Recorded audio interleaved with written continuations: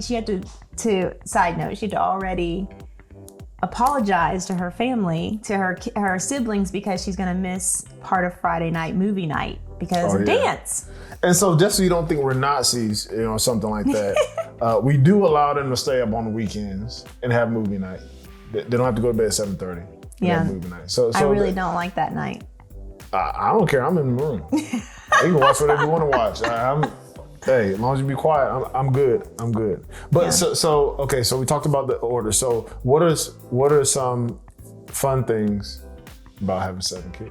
Fun things. I will say this. As our kids get older, obviously why not? I like to have conversation around the table. So as they're older and they have their own opinion, they're having their own experience with friends, I just can't wait for the time where everybody can really have a good conversation. And we have that now, but it's just very much like you're talking first, you're talking second, because everyone wants to, there's a lot of opinions.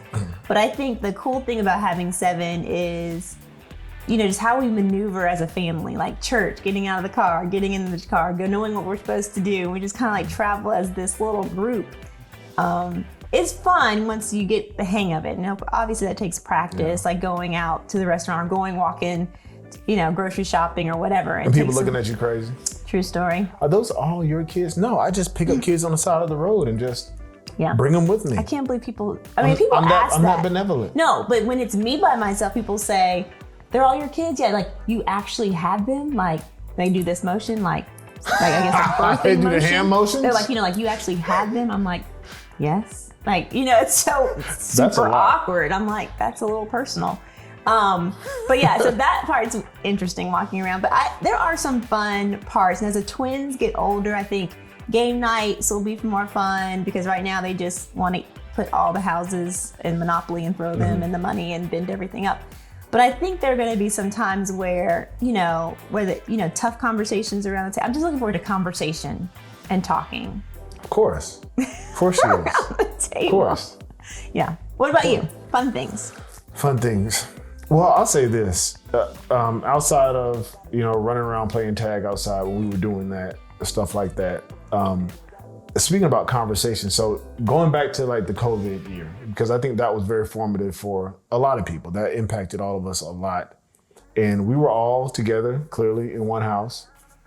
But there were some special times there that we may not be able to duplicate ever again with everybody there. Yeah. And even now thinking about like conversation around the table, but even when you put up and you wrote out the entire, what was it, John 1? Mm-hmm. She wrote John chapter 1, verse 1 through 20 something on a big Post-it note. You and your Post-it notes. Love Post-it notes. Yeah. Shout out. Yeah, shout out. What are they called? Are they really called Post-it notes? They're just giant Post-it notes. Yeah, large ones.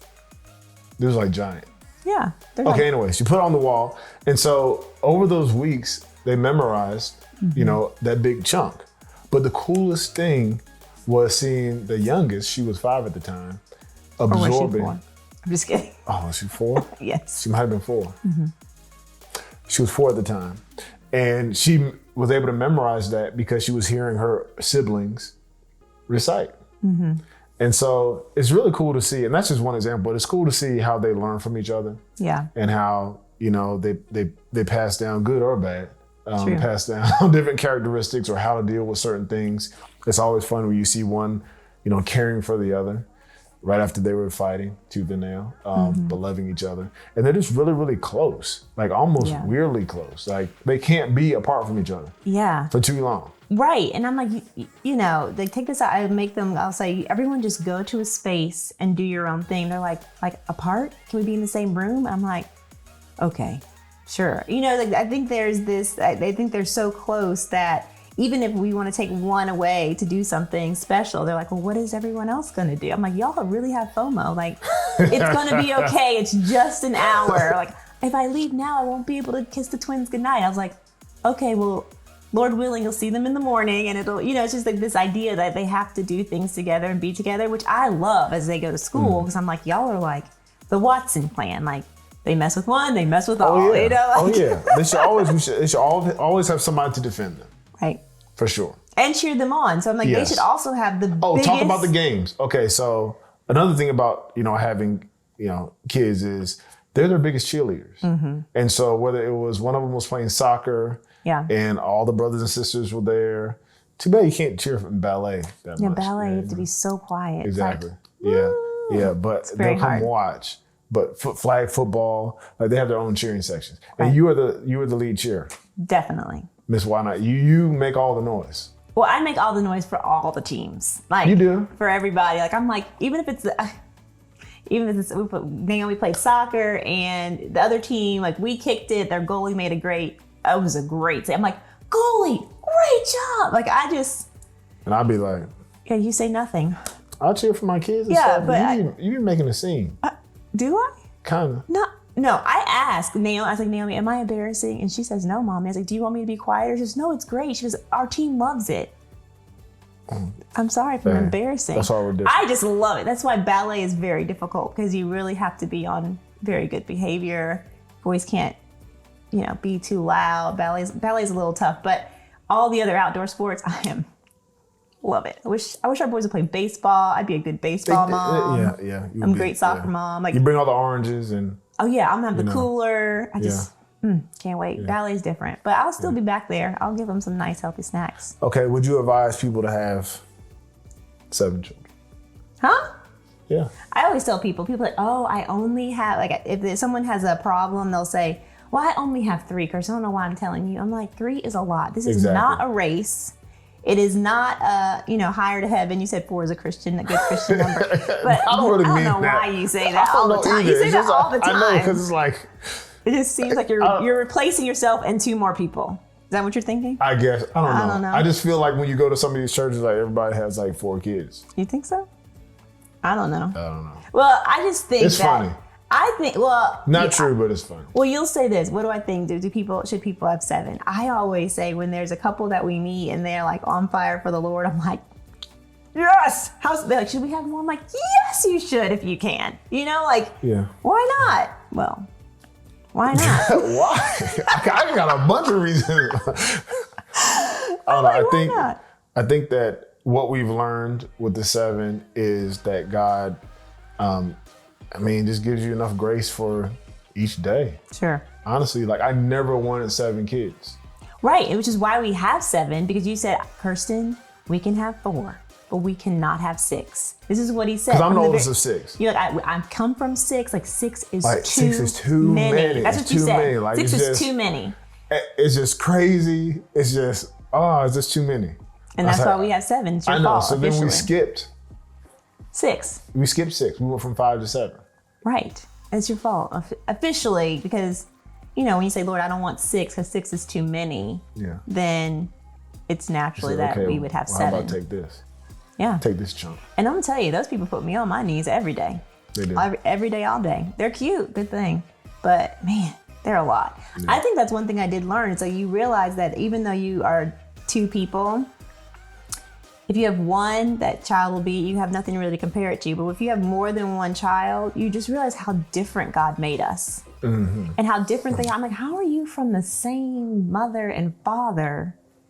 And you're so different from your sister, your brother. And so I think that's, the more kids you have, I think that part is challenging, realizing that they're individuals, that they each have their own set of likes and dislikes and how they handle things. I think that's probably the hardest, really hard part. Not the hardest, but it's hard to manage all the things each person has. And I think it's also about perspective. So, Bible you mentioned the Bible talks a lot about children being a gift from the Lord in Psalms.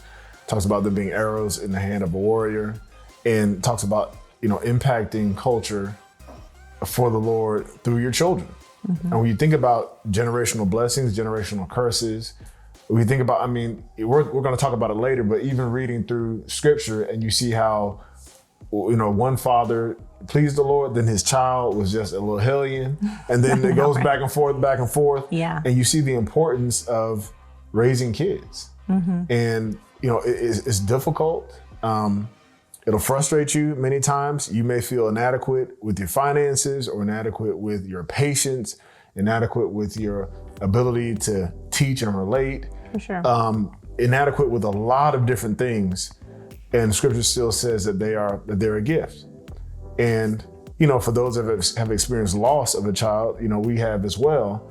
You look at your children as wow. They didn't have to come out healthy. They didn't have to come at all. Something could have happened. But it is a great responsibility and a privilege to be a mother and father.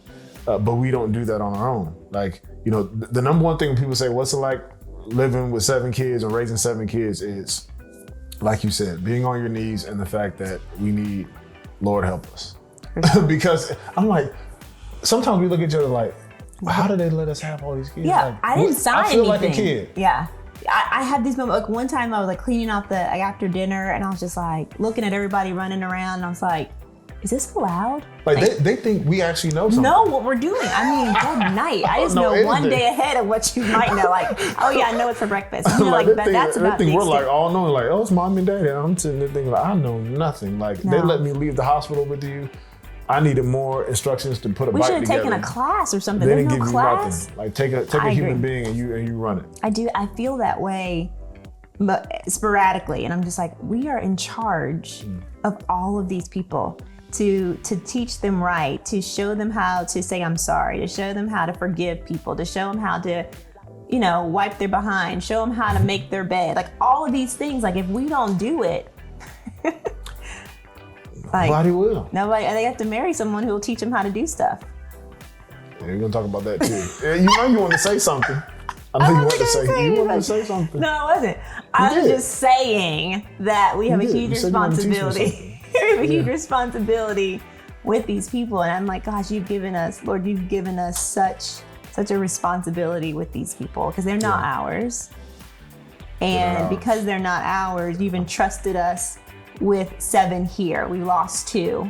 And so the ones that we have, Lord, let us do a good job. Like help us to do this right. And so, and the one thing I would say, sometimes you might be on a road and you might have the perfect schedule and you might have all these things and you just realize like, that's really not important. Like that helps make your life maybe a little bit easier, but that's not the main thing, So it's, like you mentioned about memorizing scripture and those, like we have to make sure we keep, whether you have 1 or 7 or 12, like we have friends, it's like keeping the main thing and realizing, you have this stage of like just keeping them alive, like feeding them, making sure they're clean. And then there's this part that kind of starts where you're like really working on their heart and you're working with them to help them know the Lord and have something for them to have a relationship apart from you. Yeah. And that's kind of where we're moving. I feel like we're moving into that era where, these are heart issues that we're dealing with. And so just remembering they're not ours. It's so hard because we feel like we have such control and responsibility, but I don't know. There's a lot of fun times, but there's a lot of times where I'm like, someone's getting on the bus. Like, I'm going to get on the bus. Y'all stay here. I'm going to leave. I'll be back here at 3:30 to see y'all in a little bit. But all in all, I'm super grateful. I am too. And it's important. It's important to remember that. To remember the good. That's why you love pictures. And so this is true. Why not over here loves pictures? Of the family pictures. Family pictures. Yeah. You love photo shoots. Yes. You love pictures. I don't know if I love photo shoots. No, but this is why. Because for a moment in time, everybody is smiling. To some extent. I'm normally holding someone's hand or pinching somebody, but yeah. But as long as they look good on the picture, and we take like 1,000 frames, and you get that shot, and so then when you walk past it on the wall, true story, after a very, very tough day with the kids, it reminds you how beautiful they truly are, and you're grateful for them. Because I remember before we had kids, and many people who have had kids, they tell me this all the time. They're like, the days are long, but the season is short. And it's difficult to enjoy it sometimes when you're tired and you're frustrated and they're not listening and all of that. But we do have a tremendous opportunity. So the Watson 7, that's a day in the life. Yeah, it's different every day except for those buckets. I know you're going. One thing I do know, you're going to bed at 7:30. Boom. That's all. It doesn't matter what the day looks like, but 7:30 comes, you're in the bed. Kiss goodnight. All right. Good. All right. So why or why not? All right. You want to start or want me to start? You got it. Okay. So Trash Day is a very important day. It has been a very important day since we've been married. I don't think you really knew this about me because we didn't live together, and so you didn't really know how I felt about Trash Day. There's something to me about the renewal, the cleanliness, the starting fresh. That's very important to me. And so on trash day, I would like to have it, like I want to know what time the trash man's coming, because if I have trash from that morning, I'm going to put it out because I just want to have a moment in time where there's no trash in the house. I don't really think that's too big of a thing to ask. Yet, even in the afternoons or the evenings at the last, dinners, I just want the nighttime to have no trash in it. So I tend to make sure I clean up and want to put all the trash. So then when he takes it out, it's fresh. In the morning, we get to start with the bag kind of like puffy because there's nothing in there weighing it down. Yeah, you know how you put it in the trash bag is still. Okay. But we end up having this argument still because you want to tie it up before I put all the trash in at night. I just don't understand. Why not just wait for me to finish cleaning up and put? Well, you already said why. So why are you worried about it when the trash comes every single week? We lived in places where it came twice a week. Oh my gosh, that was the best. It came twice a week. On Monday and Thursday. So if you had one little piece of trash in your hand, and I tied it up because I cleaned the kitchen, I wiped the countertops off, and I'm tying up the trash. I'm going to take it out to the big trash can to roll it out, and I pull the bag out and tie it up. Don't come running to me, diving like O.J. Simpson through the airport in Hertz commercial, running to try to put the little piece of trash in there because you know what? There's going to be another trash truck. But I don't want it to be on the other. I want it to be on this. But I'm about serious. the 7:30, like I'm trying to get this done so we can get to the 7:30 and we can. But why stay not just schedule. wait? If you see I have one more piece, and the thing is, it's never a big piece of trash. It's always that one last paper towel. That's what I said. It's a little piece of paper towel. I know, but you know this about me. Like I want. So I'll tie it off. I'll tie it off, and you'll come and find a little hole and like try to push it in there to fit. Yes, like, just wait for me. Just wait. You say, babe, I'm about to tie it up. Is there anything else? And I'll say, yes, it's one last paper towel. Why don't you want that little piece of trash to be lonely in the trash can? Yes, it'll be lonely overnight, and then it could just be going out. I don't know. Just wait for me. This is why. Or why not? With the Watsons.